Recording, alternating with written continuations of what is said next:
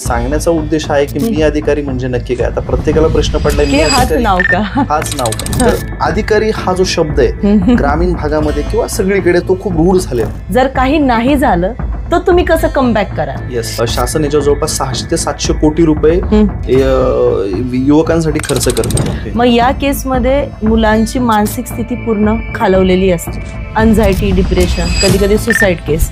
ते 6 ते 7 महिने कोमात होते आणि त्याच्यामध्ये खरंच त्याच्यात दुःख निधन त्यांचं झालं. आत्महत्याचं प्रमाण वाढले, व्यसनाधीनता वाढली. तर हे का होते तर सततचं होणारं अपयश, त्याच्यानंतर सामाजिक प्रेशर, या सगळ्या गोष्टींमुळे हा युवक याच्यामध्ये दबला गेला. त्यांच्या लग्नाला पण प्रॉब्लेम होतो. लग्नाचा प्रश्न हा फक्त काय स्पर्धा परीक्षेपुरताच लिमिटेड नाही. म्हणजे तुम्हाला मल्टीनॅशनल कंपनीमध्ये 4 लाख जरी पगार मिळत असला तरी मला इथे 1 लाख रुपये जरी मिळाला तरी आय एम व्हेरी हॅपी. अशी एक मानसिकता ती तयार झालेली आहे. तर मागच्या वर्षी साधारणतः 12.5 लाख अर्ज हे पूर्ण भारतात आलते आणि जागा किती असतात तर 700 ते 750. डेप्युटी कलेक्टर असेल, तहसीलदार असेल, DYSP असेल आणि अजून अशा 32 वेगवेगळे पोस्ट आहेत.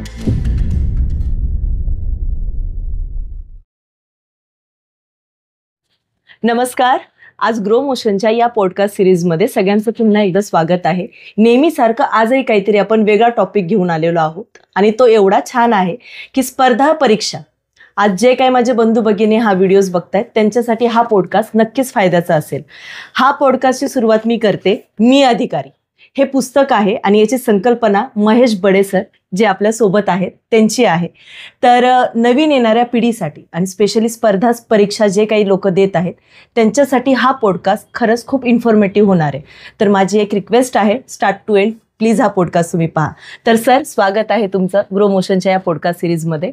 तर सगळ्यात आधी मी अधिकारी याची सुरुवात कशी आणि कुठून तुमची संकल्पना झाली? आता याची सुरुवात आणि संकल्पना जर बघितली तर ह्याला आपल्याला थोडंसं मागे जावं लागेल. पुस्तक या वर्षी आले पण याची संकल्पना ही 2019ला सरपत झाली. गणेश कला क्रीडा मंचला म्हणजे आम्ही मी अधिकारी स्पर्धा परीक्षा वास्तव भवितव्य आणि दिशा स्पर्धा परीक्षा विद्यार्थ्यांना योग्य याच्यातलं वास्तव माहिती व्हावं, त्यांना मार्गदर्शन मिळावं आणि व्यवसाय, कृषी आणि नोकरीच्या संदर्भात वेगवेगळ्या मार्गदर्शकांची व्याख्यानं त्या ठिकाणी आम्ही आयोजित केलेली होती. जवळपास 7 ते 8 हजार विद्यार्थी त्या कार्यक्रमाला त्या ठिकाणी उपस्थित. तिथूनच ही संकल्पना झाली. मी अधिकारी या नावावरती आम्ही एक गाणं पण पब्लिश केलेलं आहे 2019ला. तर ही मूळ संकल्पना तिथून आहे. सांगण्याचा उद्देश आहे की मी अधिकारी म्हणजे नक्की काय. आता प्रत्येकाला प्रश्न पडलाय मी अधिकारी हाच नाव का. तर ह्या पुस्तकातनं सांगण्याचा प्रामाणिक उद्देश हाच आहे की आपण कॉलेज जीवनात असताना प्रत्येक जण एक स्वप्न पाहत असतो की मला IAS व्हायचंय, IPS व्हायचंय, डेप्युटी कलेक्टर व्हायचंय, तहसीलदार व्हायचंय. असं प्रत्येक जण स्वप्न घेऊन ग्रॅज्युएशन झालं की तो स्पर्धा परीक्षेकडे वळत असतो. बरोबर. आणि गावाकडे जेव्हा काही अधिकारी होतात त्यांचे सत्कार समारंभ मोठ्या प्रमाणात होतात. तर पालकांना देखील वाटतं की माझा मुलगा किंवा माझी मुलगी इन्फ्लुएन्स जास्त ती अधिकारी झाली पाहिजे. तर अधिकारी हा जो शब्द आहे ग्रामीण भागामध्ये किंवा सगळीकडे तो खूप रूढ झालेला आहे. तर या पुस्तकातनं सांगण्याचा प्रयत्न किंवा मी अधिकारी ही पुस्तकाला नाव देण्याची संकल्पना जी आहे, आमचा सांगण्याचा प्रयत्न हाच आहे की स्पर्धा परीक्षेतनं क्षेत्रातनं यश मिळून तुम्ही जेव्हा अधिकारी होता तर तेच क्षेत्र म्हणजे अधिकारी नाही. तर तुम्ही उद्योग क्षेत्रात जाऊन तिथे तुम्ही चांगलं काम करून तुम्ही त्याच्यात यशस्वी होऊ शकता, तिथले तुम्ही अधिकारी आहात. कृषी क्षेत्रामध्ये तुम्ही चांगल्या पद्धतीने त्या ठिकाणी कॉन्ट्रीब्युट करून तिथे तुम्ही चांगलं काम करून तुम्ही चांगली प्रगतशील शेती तुम्ही त्या ठिकाणी तिथले तुम्ही अधिकारी आहात. कोणी एखादा कारागीर असेल, कामगार असेल, कलाकार असेल किंवा एखाद्या ठिकाणी तुम्ही नोकरी करत आहात तर तिथे तुम्ही जी सेवा देताय तर तिथले तुम्ही त्या त्या क्षेत्रातले तुम्ही अधिकारी आहात. म्हणजे फक्त सरकारी नोकरी म्हणजे अधिकारी ही संकल्पना डोळ्यासमोर न ठेवता तुम्ही ज्या ज्या क्षेत्रात तुम्ही काम करताय तिथले तुम्ही अधिकारीच आहात. तिथे काम करून तुम्ही स्वतः स्टेबल पण होता आणि तुमच्या कॉन्ट्रीब्युशन मध्ये राज्य आणि देशाचा त्या ठिकाणी विकास होत असतो. म्हणून तुम्ही त्या प्रत्येक ठिकाणातले अधिकारी आहात. आणि इथं जे लोक मोठ्या लाखोच्या संख्येने येतात तर होणार किती, सिलेक्ट किती होणार आहे बोटा मोजण्यासारखे. बरोबर. म्हणून या पुस्तकातनं सांगण्याचा उद्देश हाच आहे की फक्त सरकारी नोकरी म्हणजे अधिकारी नाही, तर तुम्ही योग्य वेळी बाहेर पडून दुसऱ्या क्षेत्रात सुद्धा चांगलं काम करू शकता, तिथलेही तुम्ही अधिकारी बनू शकता. म्हणजे मी अधिकारी. म्हणजे एवढं सुंदर संकल्पना याच्या मागे आहेत, त्यामुळे एवढं सुंदर पुस्तक मी हे वाचलं आहे. अतिशय छान आणि इन्फॉर्मेटिव्ह काही गोष्टी आहेत. आणि याच्यात मला प्लस पॉइंट हा वाटला sir, to be very frank, की काय करता येईल त्यापेक्षा जर काही नाही झालं तर तुम्ही कसं कमबॅक कराल. ही गोष्ट म्हणजे हे पर्पज शक्यतो कोणी बोलत नाही. बरोबर. सगळेजण मोटिवेशन जसं मगाशी आपलं बोलणं झालं. मग त्या कुठेतरी रेसमध्ये ना देव ना करू एखादा मुलगा ज्यावेळेस टर्न घेतो किंवा त्याला ते जमत नाही, ते प्रेशर हँडल नाही होत, मग त्यावेळेस त्याला जर कोणी पिक करत असेल ना तर ती व्यक्ती किंवा ते गाईडलाईन ही खूप महत्वाची असते. तर या गोष्टीवर तुमचं काय मत आहे?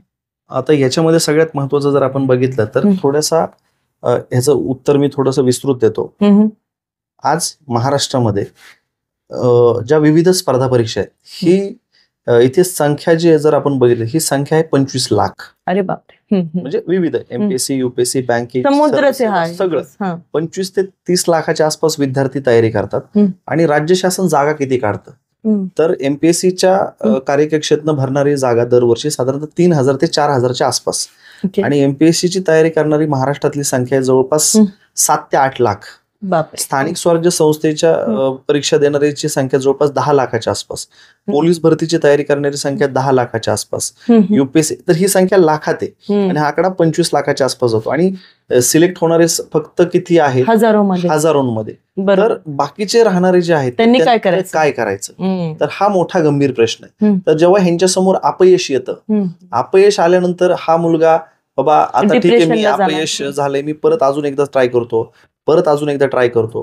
तर ही जी वारी चालू आहे कॉन्स्टंटली, कोणी 5 वर्ष झालं करते, कोणी 3 वर्ष झालं करते, कोणी 10 वर्ष झालं करते, कोणी 15 वर्ष झालं. तर ही एक गंभीर स्वरूपाची बाब आहे. तर या पुस्तकामधनं आम्ही सांगण्याचा हाच प्रयत्न केलेला आहे की ज्या युवकांना, ज्या युवतींना याच्यामध्ये अपयश आलेलं आहे त्यांनी सुद्धा एक स्वप्न घेऊन या ठिकाणी आले होते की मला देखील या ठिकाणी अधिकारी व्हायचंय, पण त्यांना यश मिळालेलं नाही.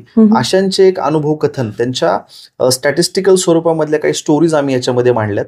उदाहरणार्थ द्यायचं सांगायचं झालं तर आता माझे जे सहकारी अमोल अवचिते, ह्यांनी 5 ते 6 वर्ष अभ्यास केला. त्याच्या लक्षात आलं की आपण कुठल्या तरी शेवटच्या टप्प्यात जाऊन आपण फेल होतो आणि पुन्हा बेचा पाडा आपल्याला करावा लागतोय. त्यांनी ते प्रिपरेशन करता करता त्यांनी रानडे इन्स्टिट्यूट मध्ये पत्रकारितेची एक्झाम दिली, पास झाला. तिथला त्यांनी कोर्स केला आणि तो आता एक चांगल्या दैनिकामध्ये चांगल्या पोझिशनवरती काम करतोय.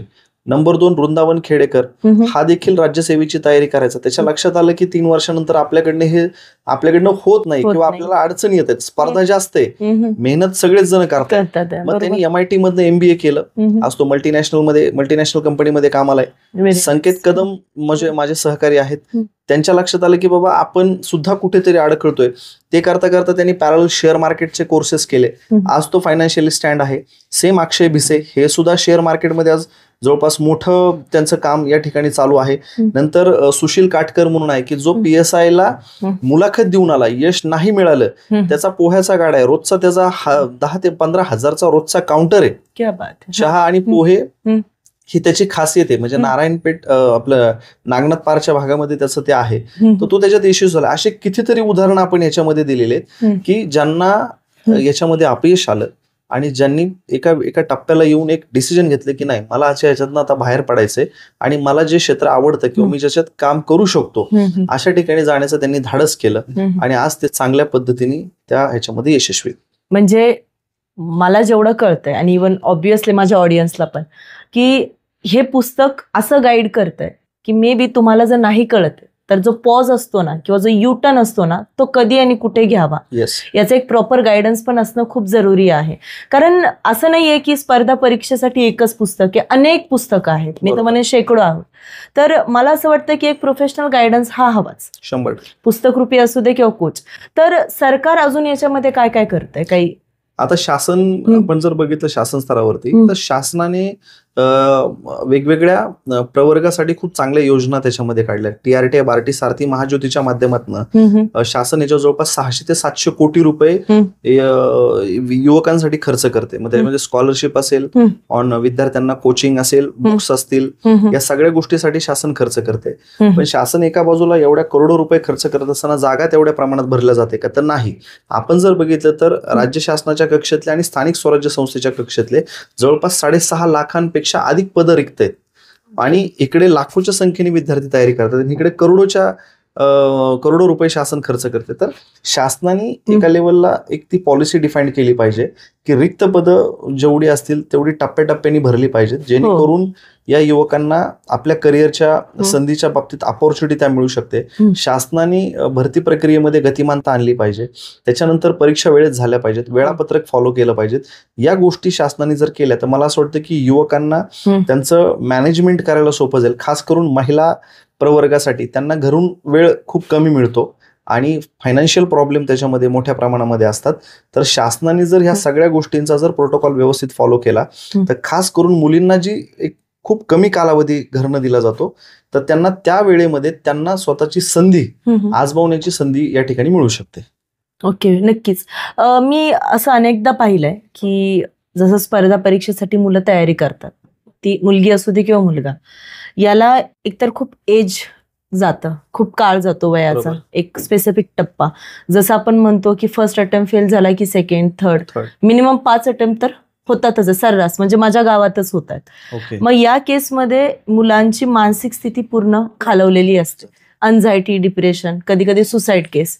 तर ज्यावेळेस अशा टप्प्यापर्यंत ते व्यक्ती जाते, त्या केसमध्ये तुम्ही मी असं ऐकलं प्रबोधन पण खूप छान पद्धतीने करता, किंवा तुम्ही ह्या लोकांसाठी तुम्ही जसं काइंड ऑफ सरकारकडे काही मागण्या सुद्धा करता, तर मग त्याचं स्वरूप कसं असतं? आता याच्यामध्ये जर आपण बघितलं तर आम्ही विद्यार्थ्यांसाठी काही वेगवेगळ्या क्षेत्रातले तज्ज्ञ म्हणजे काही अधिकारी असतील, माजी सनदी अधिकारी असतील, आयोगाचे माजी अध्यक्ष सदस्य असतील किंवा काही कॅबिनेट दर्जाचे मंत्री यांचे आम्ही उपक्रम या ठिकाणी राबवत असतो की जेणेकरून पॉलिसीमध्ये काय चालू आहे आणि गिव्ह अँड टेक पॉलिसी म्हणजे विद्यार्थ्यांच्या समस्या शासनापर्यंत पोहोचवण्यासाठी आम्ही मंत्री महोदयांना त्या ठिकाणी आमंत्रित करत असतो, काही आमदार मंडळींना आम्ही त्या ठिकाणी आमंत्रित करीत असतो की जेणेकरून तो डायलॉग झाला पाहिजे, त्या संदर्भातला आवाज त्या सभागृहामध्ये पोहोचला पाहिजे. त्याच्यानंतर आयोगाचे माजी सदस्य असतील, चेअरमन असतील, तर त्यांच्यापर्यंत देखील बाबा तुम्ही या पदावर काम केलेलं आहे. तर इथे एक्झॅक्टली काय होते, तेव्हा जे पदावर असतात तेव्हा त्यांना स्टेज शेअर करता येत नाही. मग जेव्हा ते माजी रिटायर्ड होतात तेव्हा ते आल्यानंतर त्यांच्या माध्यमातून आम्ही त्यांना विनंती करतो की तुम्ही एमपीएससीला ह्या गोष्टींच्या सूचना करून स्ट्रीमलाईन कसं करता येईल किंवा गतिमान कसं करता येईल किंवा भरती प्रक्रियेत अजून सुधारणा कशी करता येईल या संदर्भात ते प्रबोधन आम्ही त्या ठिकाणी करत असतो.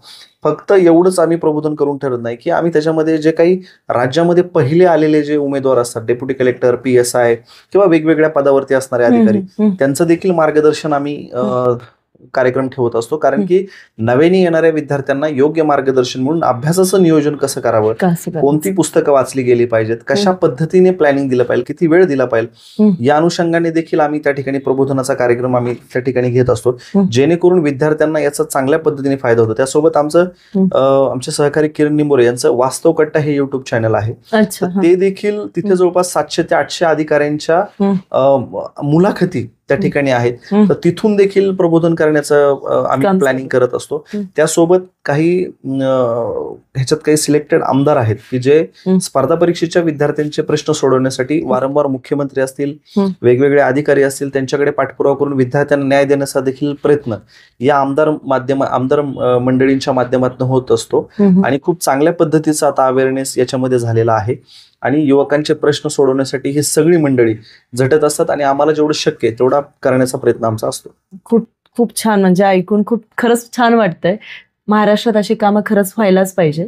मला एक सांगा की ज्यावेळेस मेंटल हेल्थ खराब होते एका मुलाची किंवा मुलीची, की बॉस आता काहीच होत नाही, घरच्यांचे पैसे पण खूप लागलेत, आता काही मुलं तर गावाहून तुम्हाला माहित असेल पुणे किंवा मुंबई सारख्या ठिकाणी हॉस्टेल करून राहतात, पण नाहीच होते आणि मेंटली ते पूर्ण खालवलेत, तर अशा व्यक्तींसाठी तुम्ही काय मेसेज द्याल या पॉडकास्ट थ्रू? मी एकच सांगेल की आता एक मागच्या वर्षी एक खूप गंभीर घटना त्याच्यामध्ये घडली होती.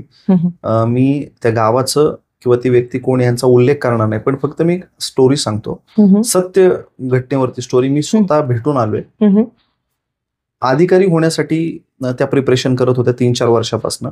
UPSCची पण त्यांनी तयारी केली आणि MPSCची तयारी करत होते. त्यांनी अक्षरशः मुलाखतीपर्यंत त्या जाऊन यायच्या, पण त्यांचं फायनल सिलेक्शन मध्ये नाव येत नव्हतं. आणि त्यांनी ज्या विद्यार्थ्यांना मार्गदर्शन केलं तर ते सिलेक्शन झालं.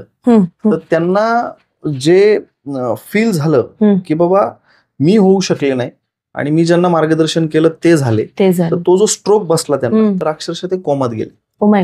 ते 6 ते 7 महिने कोमात होते आणि त्याच्यामध्ये खरंच त्याच्यात दुःख निधन त्यांचं झालं. हे खूप गंभीर आहे. एज काय होतं? एज त्यांचं साधारणतः 28-29. खूपच अर्ली स्टेज मध्ये. अशा खूप घटना आहेत की जेव्हा एखादा युवक युवती अधिकारी होण्याच्या स्वप्नांच्या मागे धडपडत असतो तेव्हा तो त्यांच्या हेल्थकडे दुर्लक्ष करतो. 2018 मध्ये करिअर थॉन ही आम्ही मॅरेथॉन अरेंज केली होती. Run for health, run for rights, run for vacancy. शासनाला वेगळ्या पद्धतीने मेसेज देण्यासाठी आम्ही ह्या 3 क्लॉजला डोळ्यासमोर ठेवून आम्ही ही मॅरेथॉन कंडक्ट केली होती की जेणेकरून हेल्थचा मेसेज आम्हाला युवकांना त्याच्यामध्ये द्यायचा होता. त्याच्यासोबत आम्ही doctor Avinash Bhondave, all India medical असोसिएशनचे माजी अध्यक्ष, यांचं देखील आम्ही प्रबोधन विद्यार्थ्यांपर्यंत पोहोचवण्याचा प्रयत्न केला. इव्हन मी शासनाला रिपोर्ट पाठवलाय की विद्यार्थ्यांना हे आजार होतात, हे त्रास होतात. जर तुम्ही भरती प्रक्रिया वेळेत नाही काढली, वेळापत्रक फॉलो नाही केलं, जाहिरात नाही काढली तर ते देखील रिपोर्ट आम्ही शासनाकडे. येणारी पिढी तर आपली खूपच म्हणजे आज जर तुम्ही बघितलं तर युवकांमध्ये म्हणजे एवढे वेगवेगळ्या व्याधी होत आहेत की भयंकर आहे. म्हणजे ते या पुस्तकामध्ये पूर्ण डिटेल त्याच्यात चॅप्टर आहे. तर मला असं वाटतं की आपण हे पुस्तक तुम्ही घ्या. त्या पुस्तकामध्ये तुमच्या हेल्थवर काय काय परिणाम होतात त्याचे डिटेल्स त्याच्यामध्ये आम्ही दिले. आणि हे कुणी लिहिलंय?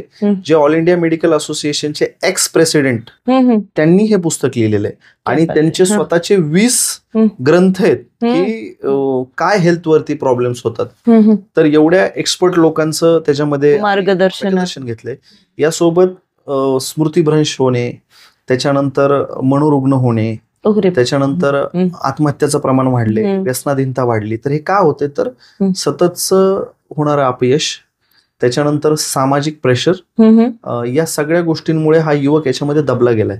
तर मला असं या माध्यमातून मी हेच सांगेल की हे हेल्थचे प्रॉब्लेम आहेत, पण पालकांनी किंवा त्यांच्या मित्रांनी त्याला एक मेंटल सपोर्ट द्या. जर होत नसेल तर त्याचं खच्चीकरण किंवा त्याची टर्न उडवतात, त्याला एक सपोर्ट देऊन, त्याला हात देऊन त्याच्यातनं बाहेर काढा की बाबा इथं तुझं नाही झालं तरी चालेल, पण तू दुसरीकडे ट्राय कर.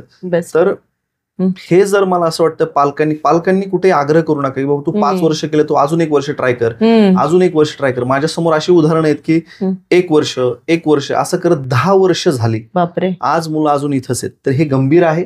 पालकांना आणि मित्रांना मी हीच विनंती करेल की असा आग्रह न ठेवता जर होत नसेल तर कृपया तुम्ही इमिजिएटली त्याला दुसऱ्या क्षेत्राकडे वळवण्याचा प्रयत्न करा. त्याला जे आवडू शकतं. शेवटी तुमच्या मार्गदर्शन आणि सपोर्ट शिवाय हे शक्य होणार नाही. नक्कीच.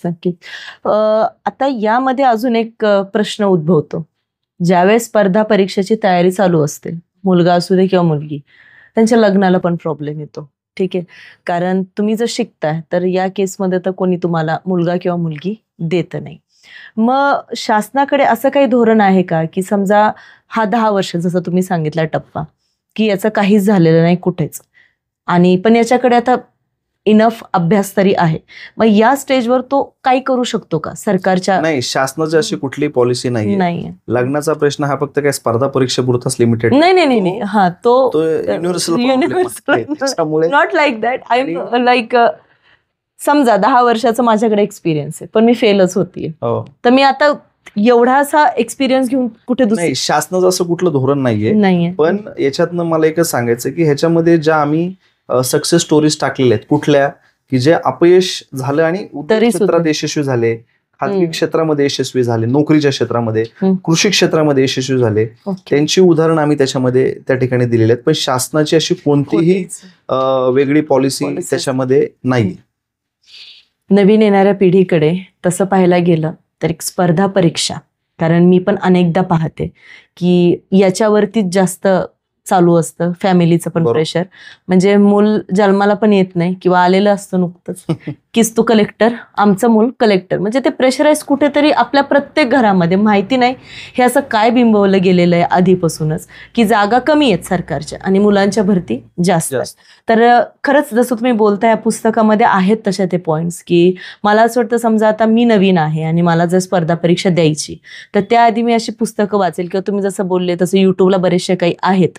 तर या व्यतिरिक्त तुम्हाला अजून काही मेसेज द्यायचा आहे का? मेसेज मला हाच द्यायचा आहे की जेव्हा नव्याने या क्षेत्राकडे मुलं येणार आहेत स्पर्धा परीक्षा, कोणी 10वी नंतर तयारी करते, कोणी 12वी नंतर तयारी करते, कोणी ग्रॅज्युएशन झाल्यानंतर तयारी करते, तर या सर्वांना सांगण्याचा एकच ह्याच्या मागचा उद्देश आहे की जर आपण या स्पर्धा परीक्षा क्षेत्राकडे येण्याचं आपण स्वप्न पाहताय तर ह्याच्या मागे 2 महत्वाच्या गोष्टी आहेत. का तुम्ही येत आहे ह्याच्या मागे सगळ्यात पहिलं म्हणजे तुम्हाला जॉबची असणारी सिक्युरिटी, नंबर 2 इथे तुम्हाला मिळणारा मान सन्मान, नंबर 3 इथे तुम्हाला सरकारकडनं मिळणाऱ्या वेगवेगळ्या फॅसिलिटीज. या 3 गोष्टींमुळे समाजामध्ये या नोकरीविषयी विशेष आकर्षण आहे.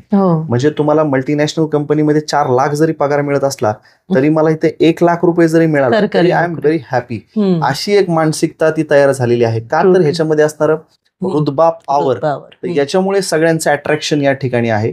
तर मला या पॉडकास्टच्या माध्यमातून हेच सांगायचं की अर्ज करणारी संख्या ही लाखात आहे, जागा निघणारी संख्या ही 2 आकडी किंवा 3 आकडी आहे. बरोबर, हे समजून घेणं गरजेचं. म्हणजे युपीएससीचं जर सांगायचं झालं तर मागच्या वर्षी साधारणतः 12.5 लाख अर्ज हे पूर्ण भारतात आलते आणि जागा किती असतात तर 700 ते 750. याच्यावरून तुम्ही विचार करा त्याच्यामध्ये IASच्या जागा किती असतात ते तुम्ही बघा, IPSच्या जागा किती असतात आणि IFSच्या जागा आणि मग बाकीचे वेगवेगळे केडर. तर हे पहिल्यांदा समजून घेणं. सेम MPSC मध्ये डेप्युटी कलेक्टर असेल, तहसीलदार असेल, DYSP असेल आणि अजून अशा 32 वेगवेगळे पोस्ट आहेत. तर हे आपण कुठेतरी समजून घेणं गरजेचं आहे की अर्ज करणारी संख्या, उपलब्ध असणाऱ्या जागा याच्यामध्ये कुठेतरी ताळमेळ बसू शकतो का तर नाही. का तर म्हणजे जर आपण बघितलं तर 3 आणि 4 लाख अर्ज आणि जागा 400 450, तर हे कसं शक्य? हा प्रश्न प्रत्येक पालकांनी, प्रत्येक युवक युवतींनी स्वतःला विचारला पाहिजे आणि ते वास्तव ऍक्सेप्ट करून तुम्ही इकडे आलं पाहिजे. आणि माझी विनंती हीच असेल सगळ्यांना की जसं वेगवेगळे अधिकारी मार्गदर्शन करत असतात की तुम्ही प्रिव्हियस इयर क्वेश्चन पेपर वाचा, तुम्ही सिलेबस काय तो स्टडी करा आणि मग अभ्यासाला चालू करा, तर मी आव्हान करेल पहिल्यांदा की तुम्ही पहिल्यांदा हे मी अधिकारी हे पुस्तक पहिल्यांदा वाचा आणि मग त्याच्यानंतर तुम्ही प्रिव्हियस इयर क्वेश्चन पेपर असतील किंवा तुमचे इतर संदर्भ जे काही आहे सिलेबस याचा तुम्ही स्टडी करा. कारण की ह्या पुस्तकामध्ये हे जे स्पर्धा परीक्षेचं जे काही रणसंग्राम इथे तयार होणार आहे तर इथे येण्याच्या अगोदर काय तयारी केली पाहिजे, मला अपयश आलं तर कशा पद्धतीने अपयश येऊ शकतं आणि अपयश आलं तर मला पुढे काय करायचं, सगळे अनुभव कथन याच्यामध्ये आहे. स्टॅटिस्टिक्स सगळे ह्याच्यामध्ये त्या ठिकाणी दिलेले आहेत. जवळपास 19 आपण घटक, 3 भाग 1, भाग 2, भाग 3 मध्ये 19 टॉपिक आपण ह्याच्यामध्ये कव्हर केले. आणि हे जर आपण वाचलं तर मला असं वाटतं की तुमचं स्पर्धा परीक्षेतला जो काही व्ह्यू आहे तो चांगल्या पद्धतीने क्लिअर होईल, कोणाचंही याच्यामध्ये नुकसान होणार नाही. म्हणजे नव्याने येणाऱ्या विद्यार्थ्यासाठी हे पुस्तक तेवढंच दिशादर्शक ग्रंथ ठरू शकतो आणि जे विद्यार्थी 5 वर्षापासून 12 वर्षापासून या क्षेत्रात अडकलेत त्यांच्यासाठी देखील हा एक दिशादर्शक ग्रंथ ठरू शकतो. तर मी आपल्या पॉडकास्टच्या माध्यमातून हेच आव्हान करेन की बाबा हे पुस्तक तुम्ही नक्की वाचा.